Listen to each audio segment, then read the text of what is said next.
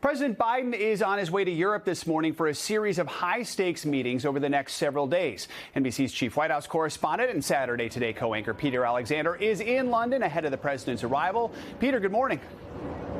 Joe, good morning to you. President Biden, he's going to land here in London tonight ahead of his first visit with King Charles since the monarch took the throne. The president did not attend the king's coronation. That was back in May. The first lady went instead. The two of them are going to meet tomorrow at Windsor Castle, shortly after President Biden and British Prime Minister Rishi Sunak meet. Then the heart of this trip, the NATO summit in Lithuania, just a few hundred miles from the fighting in Ukraine. And this really does come at a critical time with new cracks in Russian President Vladimir Putin's leadership after that recent rebellion by the head of the Wagner group, and as Ukraine is struggling for traction with its counteroffensive. The president, who, as you saw, just announced a decision to provide what is a controversial bomb, the cluster bombs, to Ukraine, will deliver a major speech Wednesday emphasizing the need to keep arms flowing to President Zelensky's forces.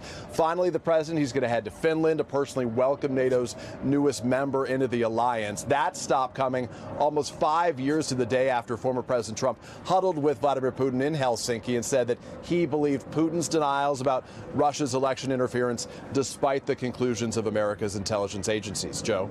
Peter, back home, there's also word that the investigation into that small bag of cocaine that was found in the West Wing of the White House, that it could be wrapped up as soon as tomorrow. Do we know, are investigators any closer to finding out who it belonged to?